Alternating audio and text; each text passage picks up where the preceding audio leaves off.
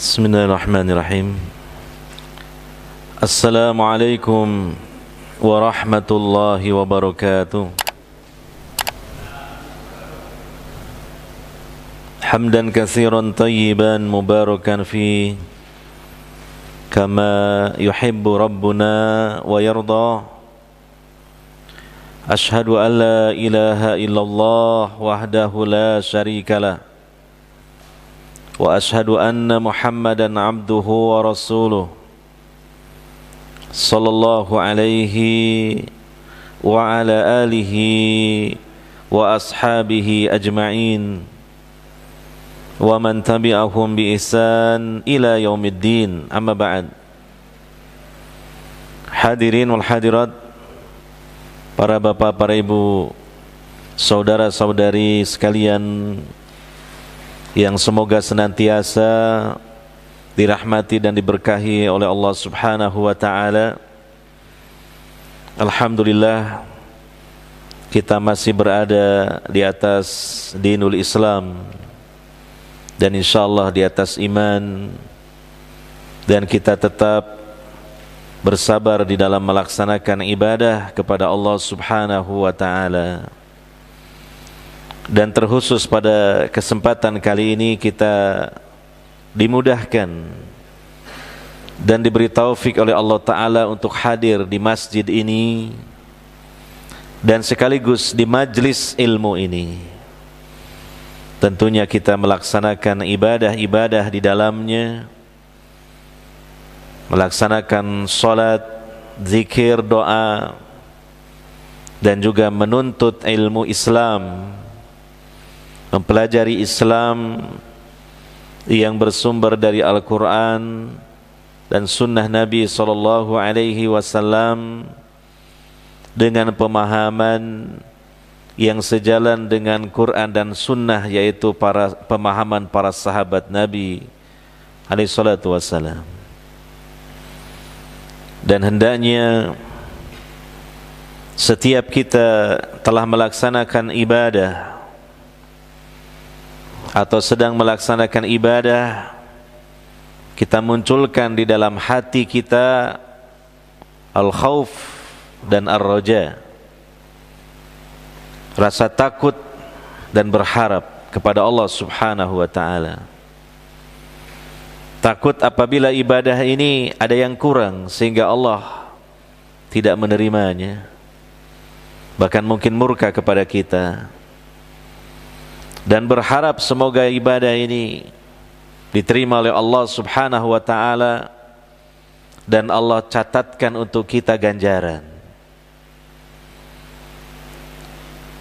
Dan setiap kali kita telah melaksanakan ibadah atau sedang melaksanakan ibadah, maka kita bersyukur pada Allah Subhanahu wa ta'ala, karena ini bagian dari rahmatnya, karena ini bagian dari taufiknya, dan Allah memberikan kepada kita anugerah yang istimewa berupa rizki akhirat, di mana selalu kita membayangkan bagaimana nasib kita nanti di akhirat. Sungguh apabila kita di dunia ini memperbanyak ibadah dan kebaikan, maka kita berharap semoga kelak di akhirat Allah memasukkan kita ke dalam surganya. Sebagaimana Allah berfirman, "Faman sakulat mawazinu fahuwa fi 'ishatir radiyah." Maka barang siapa yang timbangan amal kebaikannya lebih berat daripada timbangan amal keburukannya, maka dia berada dalam kehidupan yang diridhoi oleh Allah Subhanahu wa ta'ala. Itulah rasa syukur yang mendalam di dalam hati kita. Kita ma'rifati, kita resapi setiap kali kita telah melaksanakan ibadah dan kebaikan dan sedang melaksanakan ibadah dan kebaikan, maka semoga ini merupakan usaha kita untuk memperberat timbangan amal kebaikan kelak di akhirat, sehingga kita berada dalam kehidupan yang diridhoi oleh Allah Subhanahu wa taala. Sebab kalau kita malas untuk melaksanakan ibadah dan kebaikan, kita khawatir timbangan amal kebaikan kita ini ringan, sementara timbangan amal keburukan yang lebih berat. Maka kita membayangkan di akhirat, sebagaimana di kelanjutan ayat tersebut, wa amma man khaffat mawazinu fa ummuhu hawiyah. Maka adapun yang timbangan amal buruknya itu atau amal kebaikannya lebih ringan dan timbangan amal keburukannya lebih berat, maka tempat kembalinya adalah neraka hawiyah. Nasib kita di akhirat antara dua hal tersebut, dan nasib kita di akhirat bergantung bagaimana kita dalam hidup di dunia yang sebentar, yang hanya sekali ini, bagaimana kita mengisinya, bagaimana kita beramal di dalamnya. Dan Allah Subhanahu wa taala masih memberikan kesempatan itu kepada kita, dan entah tinggal berapa lama lagi kesempatan itu. Yang jelas semakin berkurang, semakin susut, dan nanti pasti akan habis.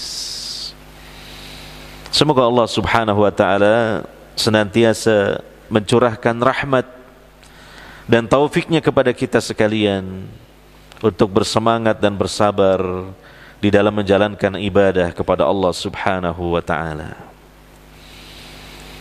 Hadirin wa hadirat yang dimuliakan oleh Allah Subhanahu wa taala, kita kaji kembali kitab Minhaj Al-Firqah An-Najiyah At-Taifah Al-Mansurah. Pembahasan yang lalu tentang at-tawassul al-masyru', tawassul yang disyariatkan, dan itu ada beberapa macam sesuai dengan keterangan dalil baik di dalam Al-Quran maupun sunnah Nabi sallallahu alaihi wasallam yang sahihah. Yang pertama adalah tawassul dengan menyebut keimanan, karena yang bertawassul memiliki iman. Yang kedua, tawassul dengan tauhid Allah, mentauhidkan Allah, karena yang bertawassul memang ahli tauhid. Yang ketiga, tawassul dengan menyebut asma Allah, nama-nama Allah yang maha mulia. Yang keempat, at-tawassul bisifatillah, bertawassul dengan menyebut sifat-sifat Allah yang maha tinggi. Yang keenam adalah at-tawassul ilallah bitarkil ma'asi, bertawassul kepada Allah dengan menyebutkan bahwa kita telah meninggalkan maksiat-maksiat. Dalilnya adalah sebagaimana yang kita sampaikan dalam hadis yang sahih, kisah yang kisahkan oleh Nabi sallallahu alaihi wasallam tentang 3 orang yang terperangkap di dalam gua. Lalu masing-masing dari ketiga orang itu berdoa kepada Allah Subhanahu wa taala agar Allah mengeluarkan mereka dari gua itu, dan setiap mereka berdoa, masing-masing dari mereka bertawassul dengan amal-amal kebaikan yang telah mereka lakukan. Salah satu dari 3 orang itu, dia bertawassul dengan al-iffah, dia menjaga diri dari perbuatan zina.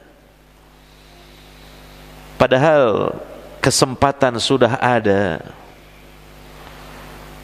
padahal lawannya untuk berzina itu sudah bersedia, tetapi karena dia takutnya kepada Allah Subhanahu wa taala yang begitu besar, maka dia tinggalkan itu.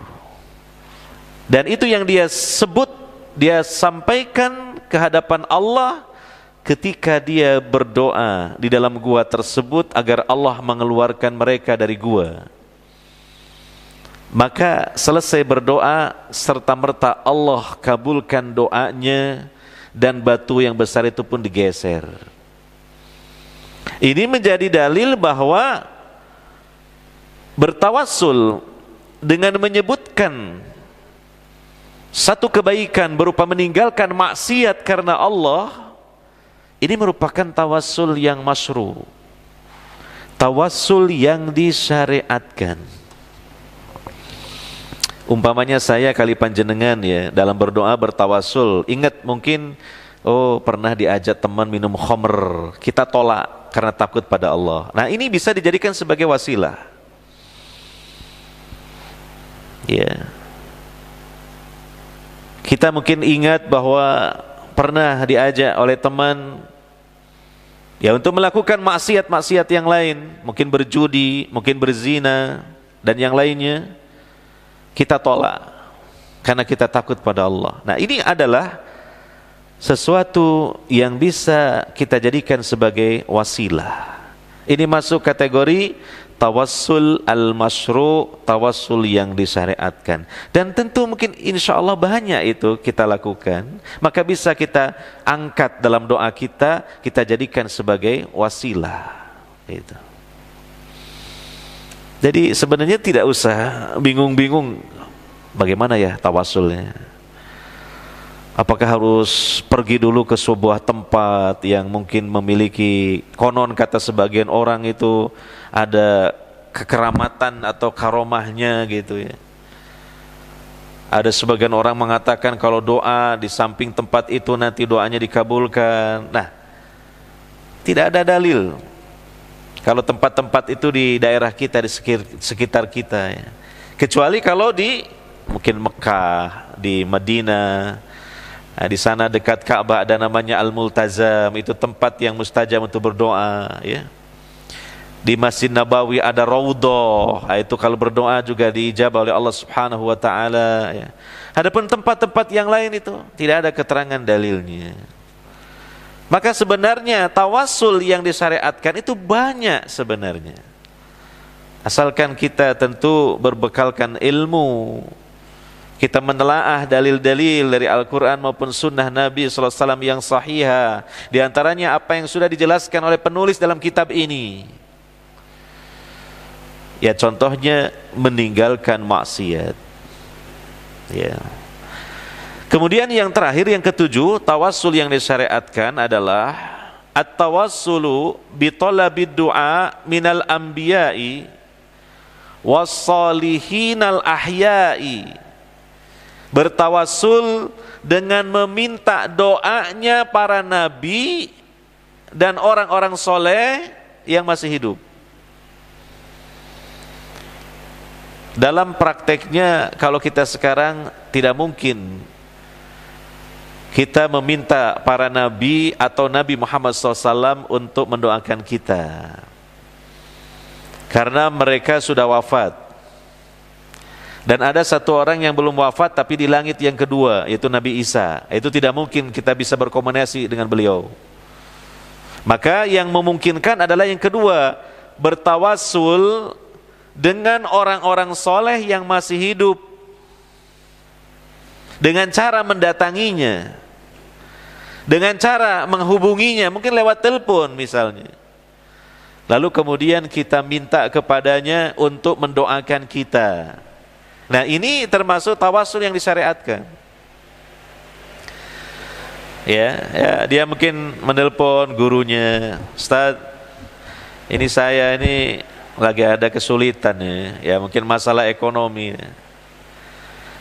Tolong saya didoakan Ustaz supaya Allah memberikan jalan keluar dalam himpitan masalah ekonomi ini. Supaya Allah melapangkan rizki yang halal, yang berkah. Nah, dia misalnya mengatakan begitu kepada gurunya di telepon. Nah, lalu gurunya menyanggupi, baik insya Allah saya akan doakan. Maka guru ini mendoakannya. Nah, ini tawassul yang disyariatkan seperti ini.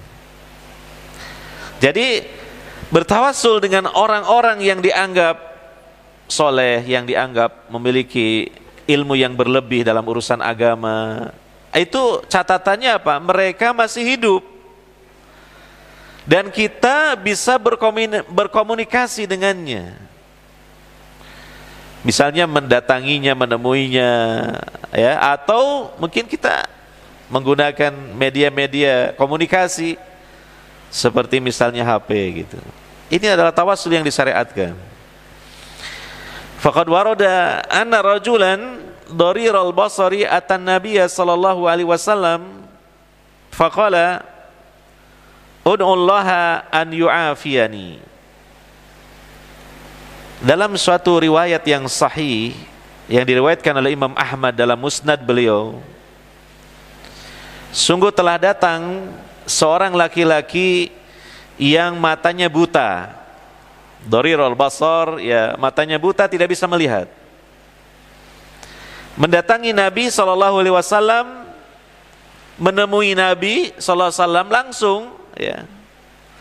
Kemudian orang ini berkata kepada Nabi, doakanlah untukku kepada Allah agar Allah memulihkan pandanganku, menyehatkan mataku supaya bisa melihat. Gitu. Qala, kemudian Nabi SAW bersabda, in syi'ta da'autu laka wa in syi'ta sabarta fahuwa khairun laka. Jika kamu mau, saya akan doakan untukmu.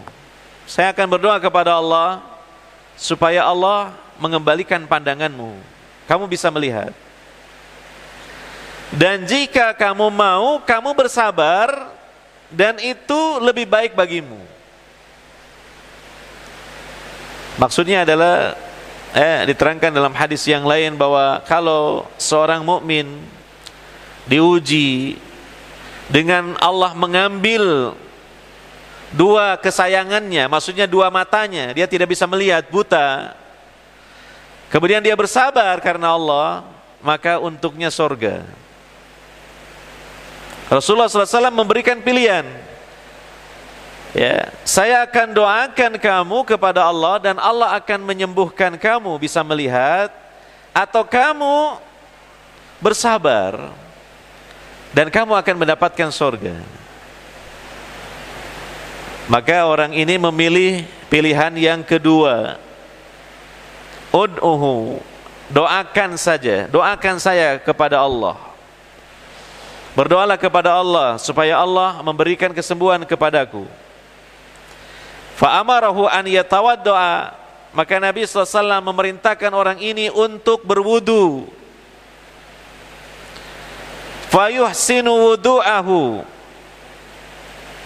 fayusalli raka'ataini wa yad'u bihadha du'a.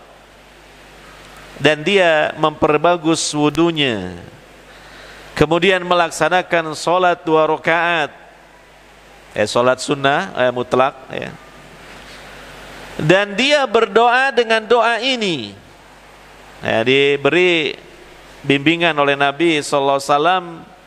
Orang ini, ya, sebelum Nabi SAW mendoakannya supaya orang ini berwudu terlebih dahulu dan memperbagus wudunya, kemudian setelah itu melaksanakan sholat 2 rakaat dan berdoa dengan doa ini. Jadi Nabi SAW mengajarkan doanya, Allahumma inni as'aluka wa atawajjahu ilaika binabiyika nabi rahmah ya Muhammadu inni tawajjahtu bika ila rabbi fi hajati hadihi fatuqdali Allahumma fasaffi'hu fiyya wasaffi'ni fihi. Qala fafa'ala ar-rajulu fabari'a. Nabi mengajarkan doanya kepada orang ini. Artinya dia sebelum Nabi doakan juga berdoa dulu, ya, kepada Allah Subhanahu wa taala dengan mengatakan yang artinya, ya Allah, sesungguhnya aku memohon kepada Engkau dan aku menghadapkan hatiku kepada Engkau, ya, dengan perantara nabimu, Nabi rahmat, nabi yang membawa rahmat. Nah, nabinya ada di sampingnya. Mohon maaf ya, bukan nabinya di dalam makam atau kuburan, bukan. Nabinya masih hidup dan berada di sampingnya. Kemudian dia mengatakan, ya Muhammad, sesungguhnya aku menghadapkan hatiku kepada Rabbku dengan perantara engkau. Maksudnya dengan perantara doanya engkau. Di dalam memenuhi hajatku ini, maka penuhilah hajatku ini. Ya Allah, perkenankanlah nabimu untuk menyampaikan syafaat kepadaku, dan kabulkanlah syafaatnya untukku. Kemudian sahabat yang meriwayatkan cerita ini mengatakan, fafa'alar rajulu, orang ini melaksanakan seperti yang diarahkan, dibimbingkan oleh Nabi SAW, dan Nabi SAW mendoakannya, fabari'a, langsung orang ini sembuh, bisa melihat. Jadi matanya sudah tidak buta lagi, bisa melihat. Nah, ini riwayat yang sahih.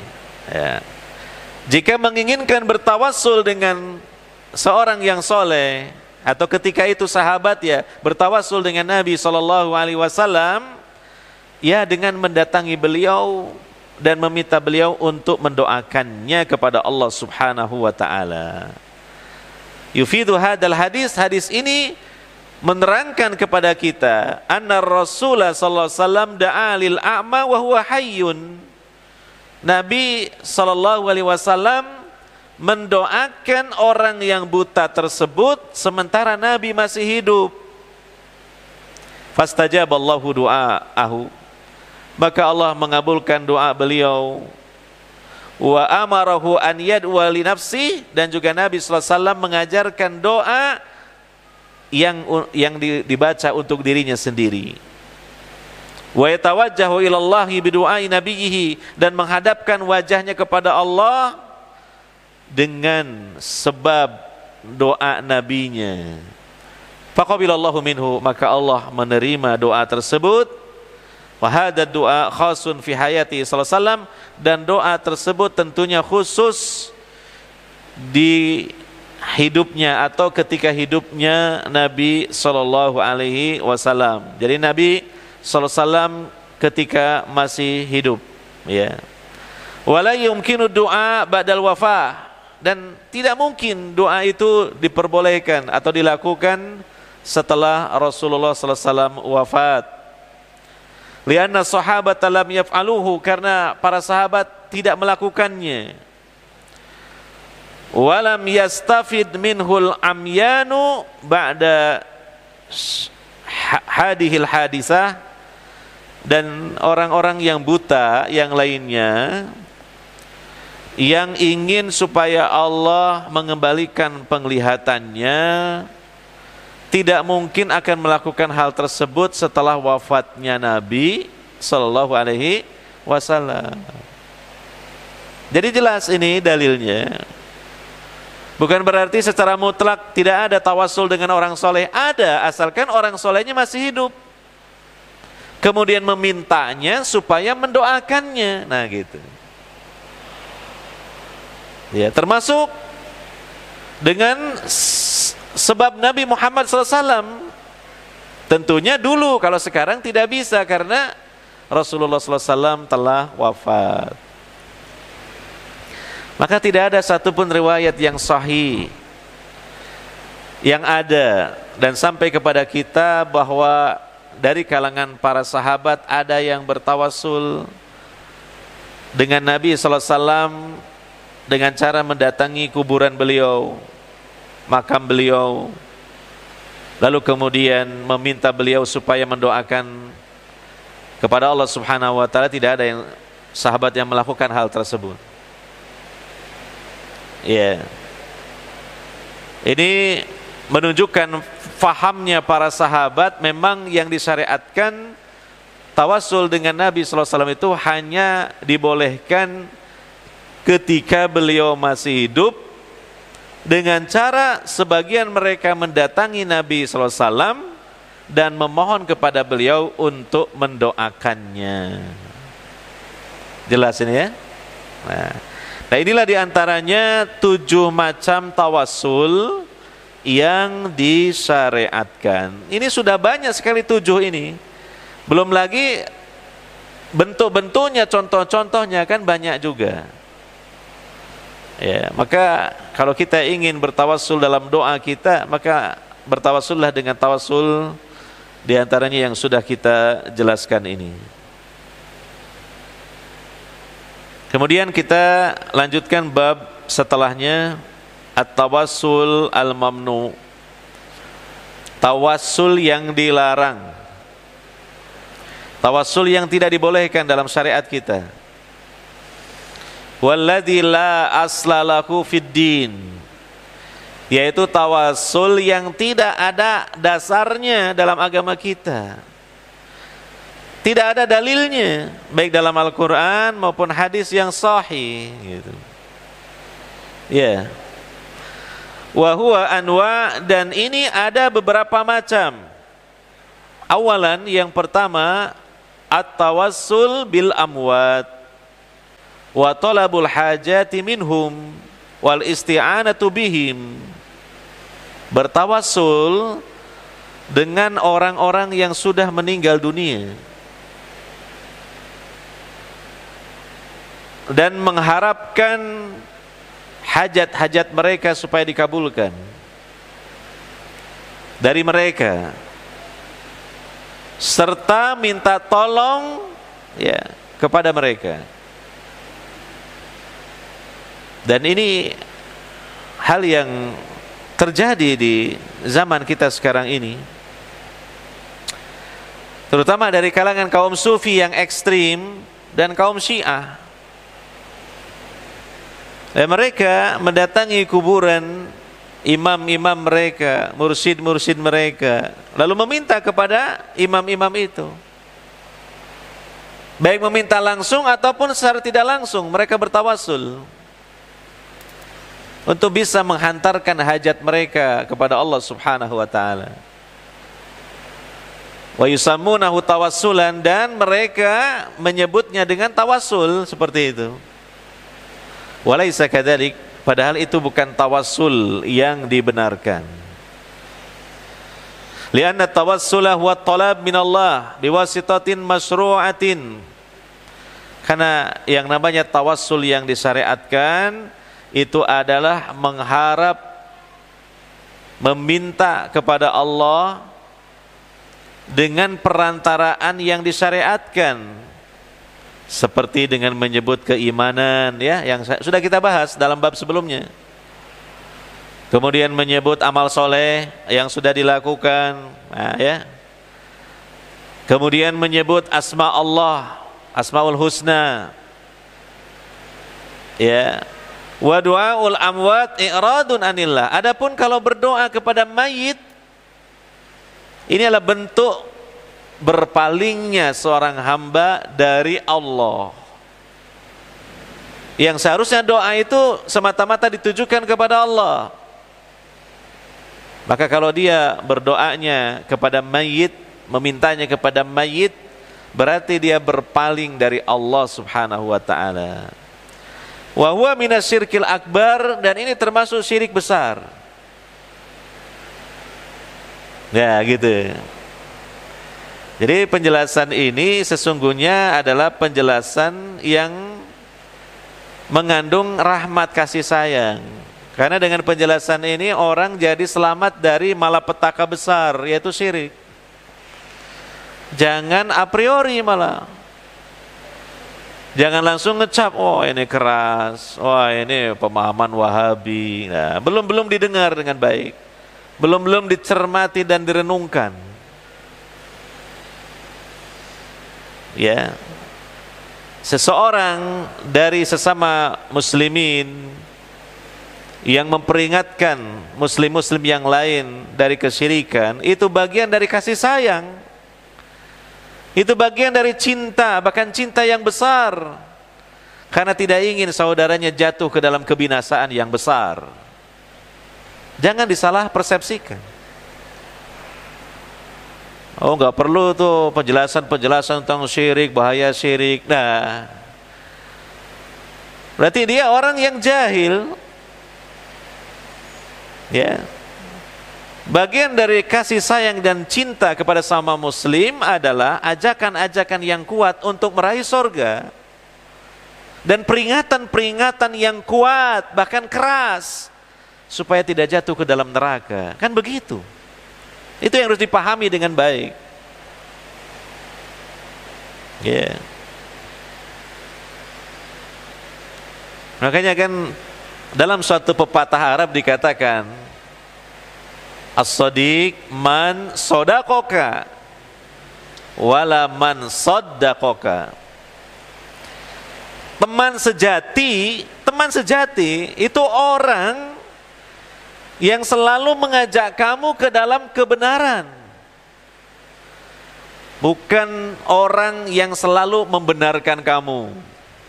Wes pokoknya kamu oke, kamu wes selalu saya setuju dengan kamu lah gitu. Jadi bukan teman yang baik seperti ini. Karena manusia nggak ada yang luput dari kesalahan. Ketika kita melakukan kebaikan dibiarkan, bagus. Tapi ketika kita melakukan kesalahan dibiarkan, maka tidak bagus itu. Ya. Jadi itulah hakikat dari al-amru bil ma'ruf wa nahyu 'anil munkar. Itu adalah bentuk kasih sayang dan cinta kepada sesama saudara kaum muslimin. Nah, jadi jangan sampai kita anti dengan kritikan, jangan sampai kita anti dengan teguran, jangan sampai kita anti dengan nasihat. Karena semua itu adalah selalu kita perlukan dan kita butuhkan, karena peringatan selalu bermanfaat bagi orang-orang yang beriman. Orang yang menasehati kita sejatinya dia membantu kita untuk selamat dari neraka dan masuk ke dalam surga yang semestinya kita ucapkan banyak-banyak terima kasih kepadanya. Ya, demikian penjelasan seperti ini mengenai tawassul gitu ya. Ada tawassul yang disyariatkan, ada tawassul yang dilarang. Ini jangan disalah persepsikan, bukan sentimen, tidak, tetapi sebagai suatu peringatan dan nasihat untuk semuanya. Allah menyatakan, wala tad'u min dunillahi ma la yanfa'uka wa la yadurruk fa in fa'alta fa innaka idzam minadh dhalimin. Jangan kamu beribadah kepada selain Allah, kepada sesuatu yang tidak dapat mendatangkan manfaat untukmu, tidak juga dapat mendatangkan mudarat kepadamu. Maka jika kamu melakukan hal tersebut, maka sesungguhnya kamu benar-benar termasuk ke dalam golongan orang-orang yang zalim, maksudnya orang-orang yang musyrik. Karena tafsir dari zalimin itu adalah musyrikin. Ini tawassul contoh yang dilarang. Jadi kalaupun dia mengharap pengabulan hajat dan doanya itu kepada Allah, tapi dia berdoa dulu kepada mayit, minta dipanggil dulu mayitnya. Wahai Mbah Fulan, tolonglah cucu panjenengan, misalnya gitu ya, untuk bisa menghantarkan doa dan hajat cucu panjenengan kepada Allah. Nah, berarti kan berperantara dulu dalam berdoanya kepada makhluk. Dia berdoa minta dulu kepada apa? Kepada makhluk. Itu. Dan sesungguhnya perbuatan ini kan kebiasaan dari masyarakat musyrikin pada masa jahiliyah, di mana mereka meyakini bahwa sesembahan Yang paling agung itu Allah. Ya. Tapi mereka meyakini ada sesembahan-sembahan yang lain yang terkadang mereka jadikan sesembahan-sembahan yang lain itu sebagai wasilah untuk menghantarkan hajat-hajat mereka kepada Allah. Dan itu disebutkan oleh Allah dalam surah Az-Zumar, di awal-awal surah Az-Zumar. Ketika orang-orang musyrik ditegur, kenapa kamu menyembah kepada Lata, Uzza, Mana dan Hubal, meminta kepada mereka? Mereka mengatakan, ma na'buduhum illa liyuqarribuna ilallahi zulfa. Menyebut Allah mereka. Kami tidak menyembah mereka. Lata, Uzza, Mana, Hubal dan yang lainnya. Ya. Melainkan supaya mereka mendekatkan kami kepada Allah dengan sedekat-dekatnya. Jadi sesembahan-sesembahan selain Allah ini dijadikan sebagai wasail, sebagai perantara-perantara. Nah, ini tidak diridhoi oleh Allah, keyakinan dan cara seperti ini. Cara doa seperti ini tidak diridhoi oleh Allah Subhanahu wa taala. Ya, berdoa itu ya langsung kepada Allah. Ud'uni astajib lakum. Berdoalah kalian kepadaku, niscaya aku akan kabulkan kalian. Ya. Wa idza sa'alaka ibadi anni fa inni qarib ujibu da'watad da'i idza da'an. Dan apabila ya hamba-hambaku bertanya kepada engkau Muhammad tentang aku, katakanlah aku ini dekat. Ya. Aku mengabulkan hamba-hambaku yang berdoa kepadaku. Allah menyatakan aku ini dekat. Jangan lagi mendekatkan diri dengan perantara-perantara yang tidak diperintahkan. Sudah dekat kok, tidak jauh. Berdoa saja kepada Allah langsung. Kalau mau bertawasul ada, tapi tawasul yang diridhoi oleh Allah Subhanahu wa taala, atau dengan istilah lain disebut tawasul masyru', tawasul yang disyariatkan. Iya. Karena kenapa ya? Kalau seseorang berkeyakinan seperti itu dan berdoanya seperti itu, harus melewati dulu orang-orang yang sudah mati, dia memanggil-manggil dan berdoa kepada orang mati. Ini berarti kan ada satu keyakinan bahwa orang-orang yang mati ini memiliki sorful kauni, kemampuan yang luar biasa, dapat mendengar doa, dapat menghantarkan doa kepada Allah, begitu. Dan sangat mungkin saja lambat laun pun akan jatuh ke dalam berdoa dan beribadah kepada roh-roh tersebut, sama sekali mengenyampingkan Allah Subhanahu wa taala. Itulah yang harus kita pahami. Ya. Yang kedua, tawassul yang dilarang adalah amma tawassul bijahir rasul ka qaulika ya rabbi bijahi Muhammad isfini fahuwa bid'ah. Adapun tawassul dengan menyebut kedudukan Rasulullah atau kemuliaan Rasulullah, seperti kamu mengatakan, wahai Rabbku, dengan kemuliaan Muhammad berilah aku syafaat, maka ini hukumnya bid'ah. Beda dengan yang pertama tadi. Kalau yang pertama tadi memang berdoa dulu kepada yang sudah meninggal. Kalau ini tidak, hanya menyebut kemuliaan Nabi. Jah, kedudukan yang mulia. Jah itu kedudukan yang mulia. Ya Allah, dengan kedudukan Nabi Muhammad yang mulia ini, kabulkanlah permintaanku. Nah, bagaimana kalau seperti itu? Nah, ini hukumnya bid'ah. Kenapa? Li'anna as-sahabata lam yaf'alu. Para sahabat tidak ada satupun yang melakukan hal ini.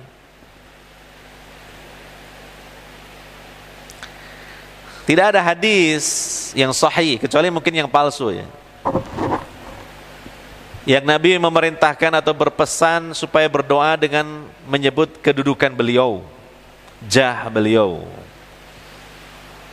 Ya, ini memang dilakukan oleh sebagian kaum muslimin, doanya seperti ini. Gitu. Seperti ucapan ya Rabbi bil Mustafa balik maqasidana. Pernah dengar gak doa seperti ini? Atau pernah berdoa gak dengan doa ini? Ya Rabbi bil Mustafa balik maqasidana. Wahai Rabbku. Nah, dengan menyebut Al-Mustafa itu maksudnya Nabi Muhammad sallallahu alaihi wasallam. Balik maqasidana. Sampaikanlah maksud-maksud kami. Ya. Nah, ini berarti bertawassul dengan kedudukan kemuliaan Rasulullah sallallahu alaihi wasallam. Ini hukumnya bid'ah. Ya tidak dihukumi syirik, tapi apa? Bid'ah. Karena tidak ada dalil yang sahih yang melandasinya. Tidak juga pernah dilakukan oleh para sahabat Nabi sallallahu alaihi wasallam.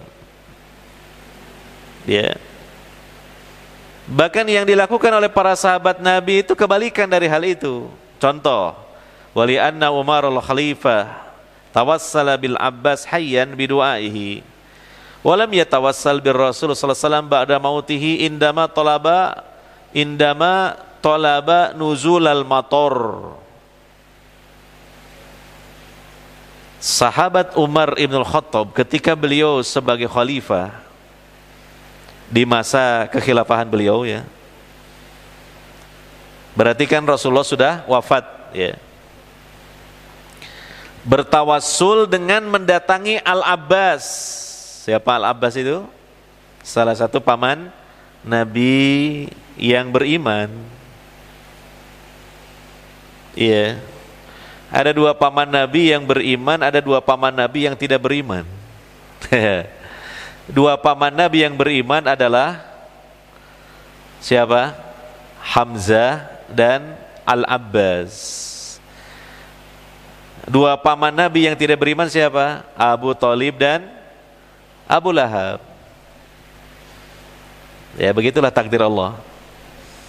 Nah, yang beriman ini yang istilahnya ya umurnya panjang, ya. Sampai Nabi sallallahu alaihi wasallam sudah wafat pun masih hidup. Siapa? Al-Abbas. Ayahnya Abdullah ibnu Abbas. Nah, sampai pada masa khilafah Umar bin Khattab, Al-Abbas masih hidup.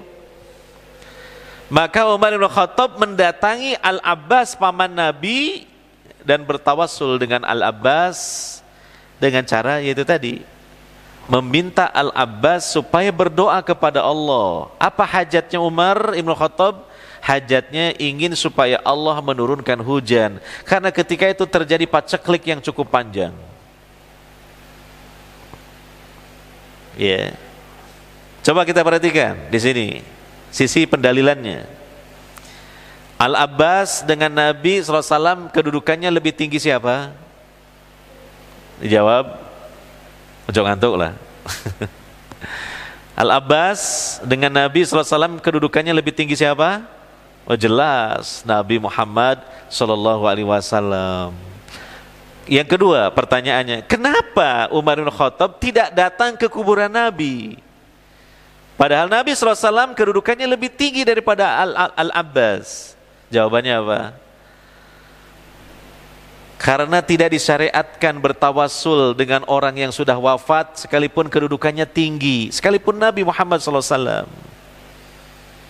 Demikianlah ilmu yang dimiliki oleh para sahabat, dan ilmu itulah yang diajarkan oleh Nabi SAW kepada mereka. Gitu.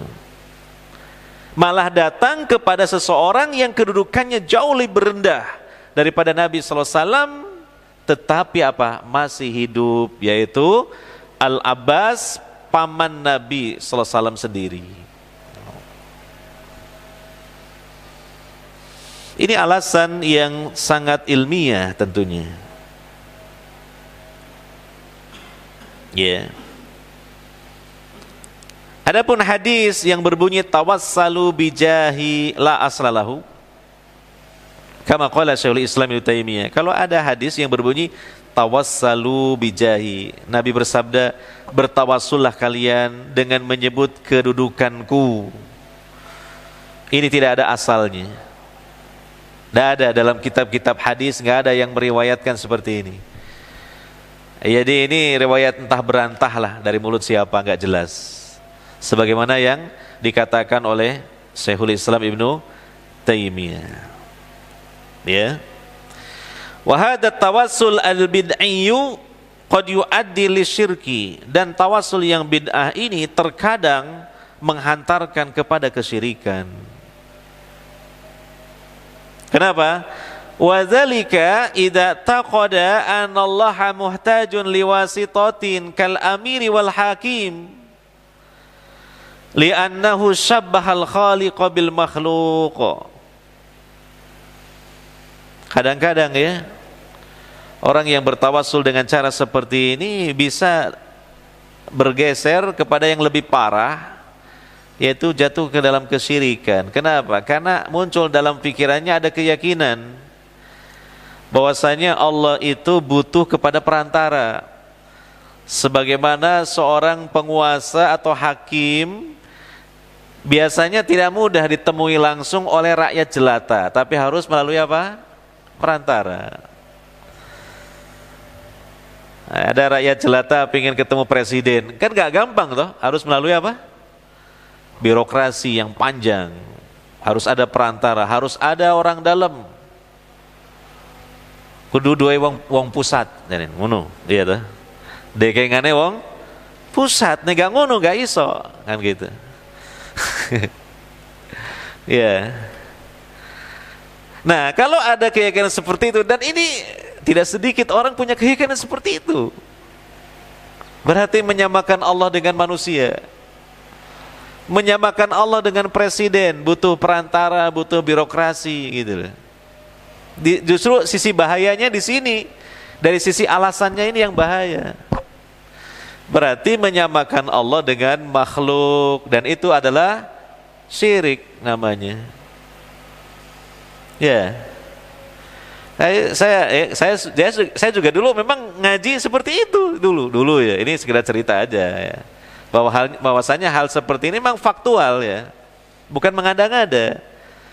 Kenapa sih kita itu kalau berdoa kepada Allah kok butuh kepada perantara seperti rohnya Nabi Muhammad SAW atau rohnya para wali? Alasannya gini, logikanya gini loh Pak ya. Kita ini siapa? Kita ini hamba Allah yang biasa, banyak dosa, kotor lah kita itu.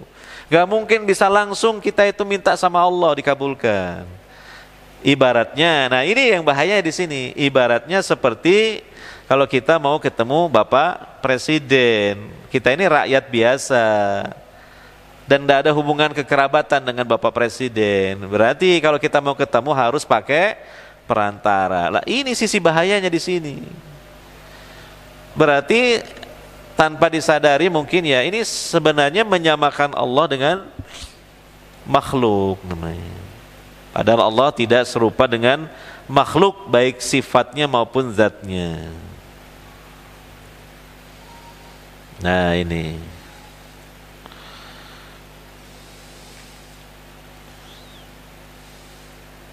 Dan ini kan kritikan-kritikan yang sifatnya membangun lah ya, ilmiah. Jadi jangan a priori. Didengar dulu, dipelajari dulu, direnungkan begitu. Jangan ditolak mentah-mentah. Sebab ini apa? Namanya kita beragama itu kan harus terus keilmuan kita itu diasah gitu. Dengan kita mau belajar lebih luas, tidak hanya kepada satu orang guru saja, tapi kepada banyak guru gitu. Begitu. Kita lihat para imam saja, itu gurunya ratusan ya. Imam Syafi'i, Imam Ahmad bin Hambal, Imam Bukhari, ratusan gurunya itu gitu. Bukan cuma satu guru saja. Iya, kan begitu. Sehingga ketika ada ilmu dari satu guru yang salah, bisa diluruskan atau dikoreksi oleh guru yang lain. Sebagaimana nasihat dari Ayub Ash-Shahtiyani, Beliau mengatakan, jika kamu ingin tahu kesalahan gurumu, belajarlah kepada guru yang lain. Maksud kesalahan di sini bukan aibnya, bukan maksiatnya, bukan perbuatan jeleknya, bukan. Mungkin ilmunya ada yang salah, mungkin fatwanya ada yang lemah, gitu. Iya.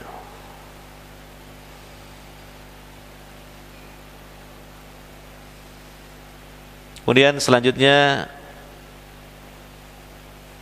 tawassul yang dilarang adalah, berkata Imam Abu Hanifah dalam kitab Ad-Durrul Mukhtar, beliau mengatakan akrahu an as'alallah, akrahu an as'alallaha bi ghairillah.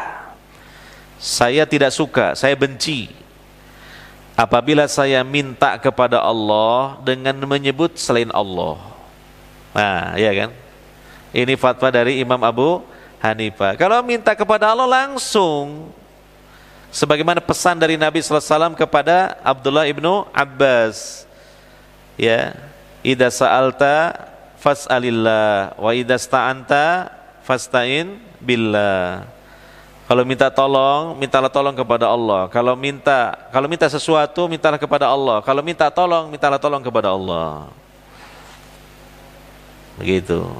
Terakhir yang ketiga, wa amma talabud du'a minar rasul ba'da mautihi ka qaulika, seperti ucapanmu, ya Rasulullah ud'uli fa ghairu jaiz li anna sahabata lam yaf'alu.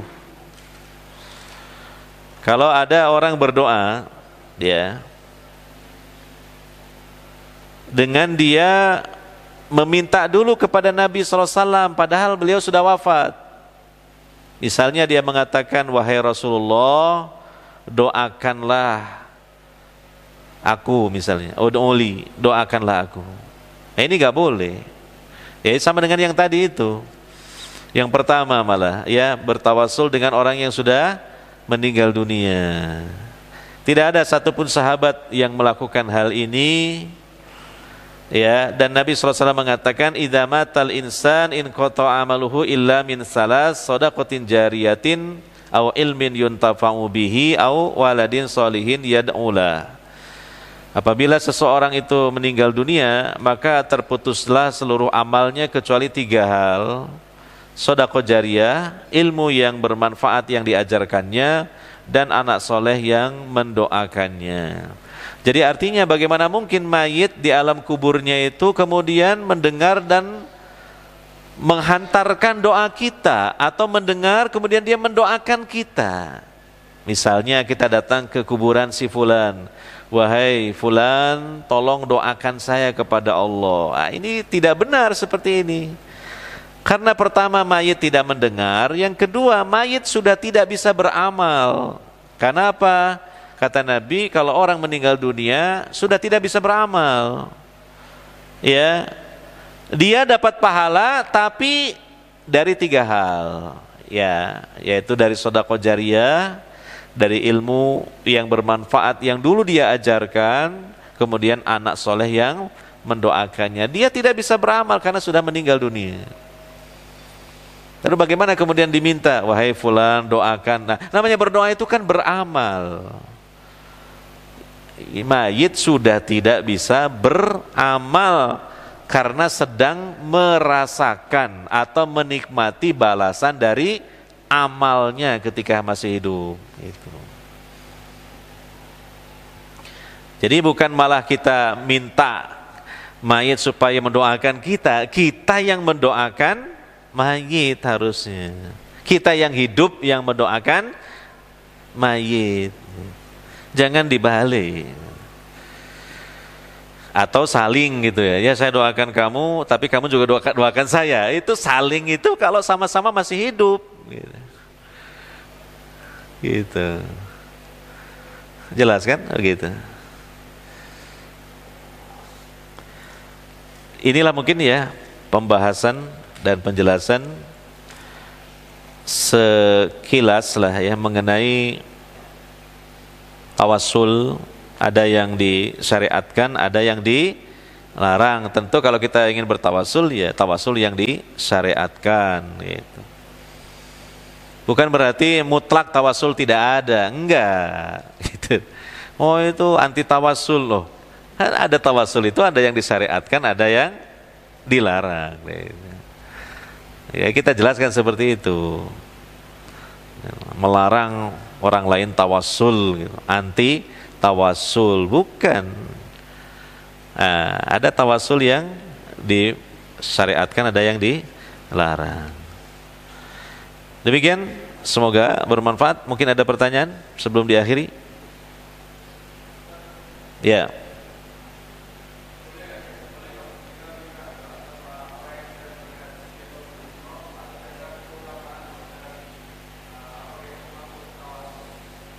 Ya, tawassul yang disyariatkan itu menitip pesan gitu kepada orang yang mau melaksanakan ibadah haji atau umroh supaya mendoakannya nanti kalau sudah ada di tanah suci, ya. Disyariatkan itu. Itu tadi masuk ke dalam tawassul kepada orang soleh yang masih hidup. Atau setelah berada di sana ditelepon gitu, langsung dadaan gitu, bukan pesan lagi, langsung telepon. Nah itu sama dengan yang tadi, seorang yang buta datang kepada Nabi lalu minta supaya Nabi mendoakannya, sama dengan itu. Karena kita juga bisa berkomunikasi langsung dengan orang yang ada di tanah suci melalui alat komunikasi, namanya HP gitu. Iya, jadi boleh itu disyariatkan, minta didoakan ya. Apalagi kepada orang yang harapan besarnya doanya mustajabah. Pertama musafir, doanya musafir kan dikabulkan. Yang kedua safarnya pun safar ibadah, bukan safar mubah. Yang ketiga sedang melakukan ibadah-ibadah yang disebutkan dalam hadis Nabi tentang keutamaan haji dan umroh, bahwa orang yang haji dan umroh itu adalah apa? Wafdullah, tamu-tamu Allah. Apabila mereka berdoa, Allah akan ijabahi. Demikian dalam hadis yang sahih. Yang keempat, nah di sana berkaitan dengan tempat-tempat yang istimewa. Ya, ketika mungkin tawaf dekat Multazam, ketika di Masjid Nabawi ada Raudhah, nah ya. Apalagi kalau ibadah haji pas wukuf di Arafah, wah itu doa yang paling mustajabah, istimewa. Ada hadisnya masalah itu. Gitu. Jadi itu masuk tawassul yang masyru' yang disyariatkan. Demikian. Mungkin ada pertanyaan turunan. Apakah disyariatkan sih kita minta orang lain mendoakan kita? Ada syariatnya. Rasulullah pernah berpesan kepada Umar bin Khattab, kalau engkau ketemu Wais Al-Qarni yang dari Yaman, kamu minta supaya mendoakanmu untuk mendapatkan ampunan. Nah itu kemudian oleh Umar kan dicari pada masa khilafahnya dan ketemu, lalu minta didoakan. Berarti kan disyariatkan minta didoakan oleh orang lain kan gitu. Nah kalau tadi berkaitan dengan Nabi Muhammad SAW juga itu dalil juga. Orang buta datang ke Nabi, minta Nabi mendoakan. Nah, dari kalangan sahabat, yaitu tadi Umar bin Khattab mendatangi Al-Abbas. Apa? Minta didoakan supaya Abbas berdoa kepada Allah agar diturunkan hujan. Jadi walhasil minta didoakan dari orang lain itu disyariatkan, dianjurkan. Ngoten ya. Nah, kalau kita sekarang ini jangan lupa minta doa orang tua, terutama ibu. Doanya orang tua termasuk salah satu doa yang mustajabah. Ya, doanya orang tua untuk anaknya. Nah, itu. Nah, orang keliru malah datang ke kuburan-kuburan keramat. Orang tuanya masih hidup gak didatangi. Harusnya datang pada orang tuanya, minta restunya, minta didoakan gitu loh. Kan begitu. Kok malah datangnya ke orang yang sudah meninggal dunia, ibu bapaknya dilewati. Ya. Ya. begitu. Ini orang ya malah kurang hormat sama orang tua nggak datangi, diminta restu dan doanya, dilewati gitu, malah datang ke kuburan. Nah, gitu ya. Demikian mungkin cukup kita akhiri dengan doa subhanakallahumma wa bihamdika asyhadu an la ilaha illa anta astaghfiruka wa atubu ilaik. Wassalamualaikum warahmatullahi wabarakatuh.